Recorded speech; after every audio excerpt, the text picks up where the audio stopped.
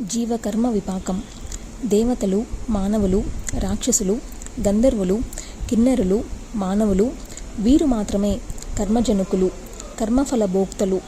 మిగతా ప్రాణకోటికి ఇది లేదు.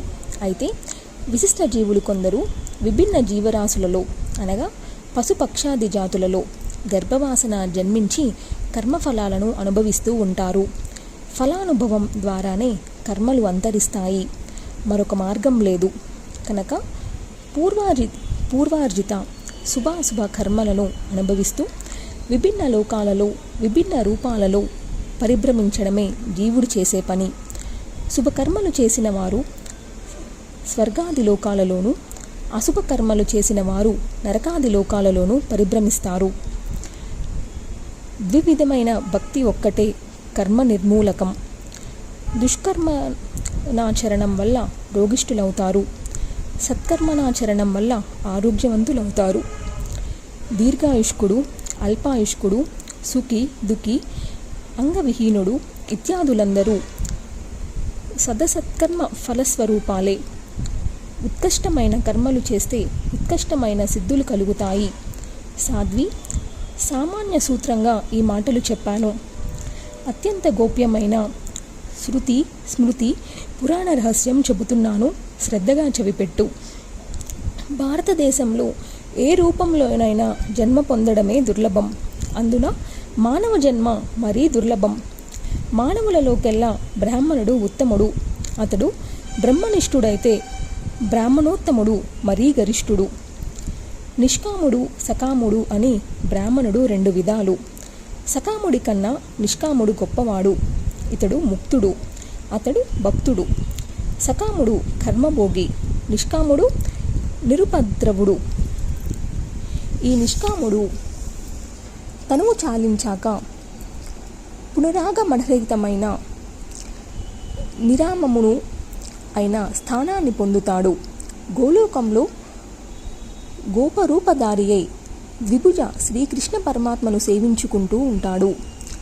సకాములైన వైష్ణవ భక్తులు చతుర్భుజ నారాయణుడండే వైకుంఠానికి వెళ్ళి సత్కర్మ ఫలానుభవం పూర్తి కావడంతోనే మళ్ళీ భారత భూమిలో బ్రాహ్మణులులాగా జన్మిస్తుంటారు.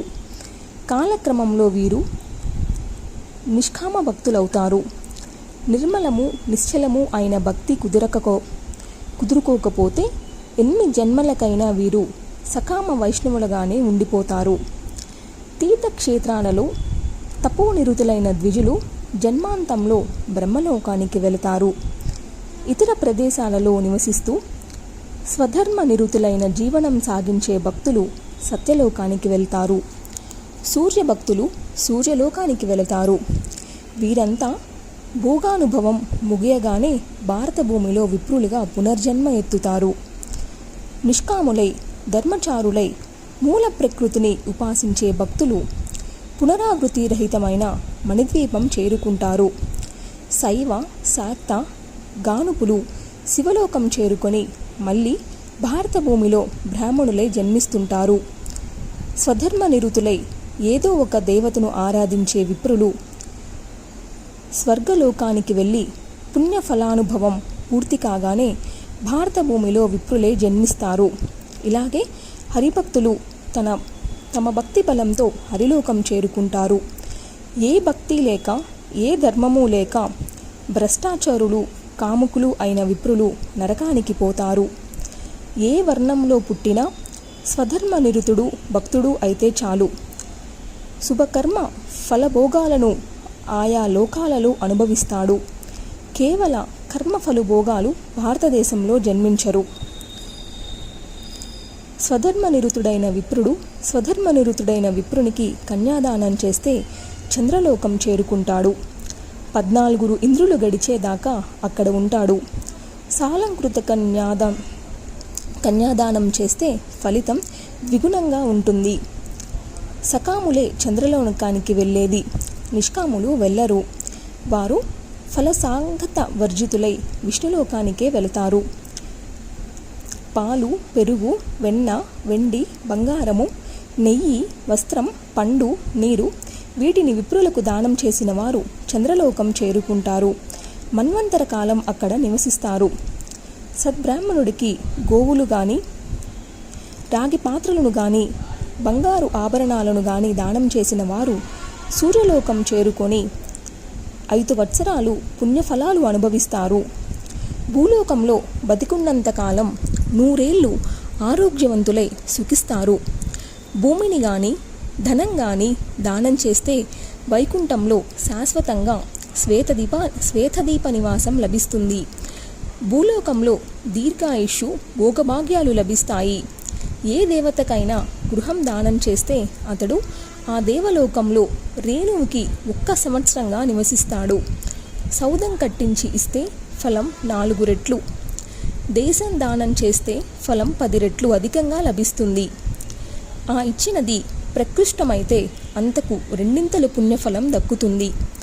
తటాకం తవ్వించిన వాడు సర్వపాప విముక్తుడై వరుణలోకంలో రేణువుకి 1 సంవత్సరంగా నివసిస్తాడు. వాపి అయితే 10 రెట్లు అధిక ఫలం. 4000 ధనస్సుల పొడుగు, అంతకన్నా కొంచెం తక్కువ వెడల్పు ఉంటే దాన్ని వాపి అంటారు. వాపి తవ్వించిన వారికి తటకదాన ఫలము లభిస్తుంది.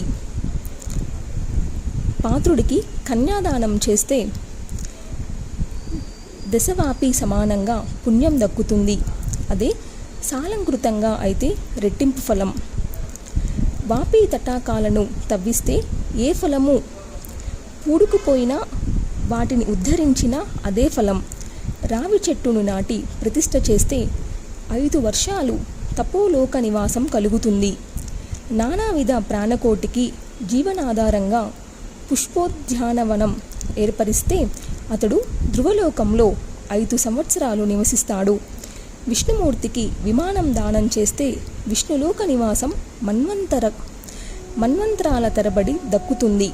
అది చిత్రసహితమైతే ఫలం చతుర్గుణంగా లభిస్తుంది. పల్లెకి ఉయ్యాల మంచం సమర్పించిన వారు విష్ణులోకంలో 100 మన్వంతరాలు నివసిస్తారు. సౌదాలు తీర్చిదిద్దించి రాజమార్గం నిర్మించిన వారికి 5 సంవత్సరాలు ఇంద్రలోక నివాసం ఫలం. ఏదైనా కానీ బ్రాహ్మణులకిచ్చిన, దేవతలకిచ్చిన పుణ్యఫలం సమానం. సావిత్రి ఎవరికైనా దానం చేసిందే కడకపడికి మానవులకి మిగిలేది. దానం చెయ్యనిది నశించిపోయినట్టే. దాన ఫలాలుగా స్వర్గాది సౌఖ్యాలను అనుభవించి తిరిగి భారత భూమిలో క్రమక్రమంగా ఉత్తమ వంశాలలో జన్మిస్తాడు. కాబట్టి దాన ధర్మాది శుభకర్మలను నిష్కామంగా ఆచరించి సద్గతులు పొందాలి. 100 కల్పాలు గడిచినా అనుభవించినదే కర్మ క్షయించదు. చేసిన శుభాశుభ కర్మలు ఫలరూపంలో అవశ్య భోక్తవ్యాలు. కాకపోతే దేవతా పూజలతో, తీర్థక్షేత్ర సందర్శనలతో, కాయవ్యూహంతో కర్మలను శుద్ధి చేసుకోవచ్చు. సాధ్వీమణి, నువ్వు అడిగినదంతా వివరించి చెప్పాను. ఇంకా ఏమి వినాలనుకుంటున్నావో అడుగు అన్నాడు యమధర్మరాజు.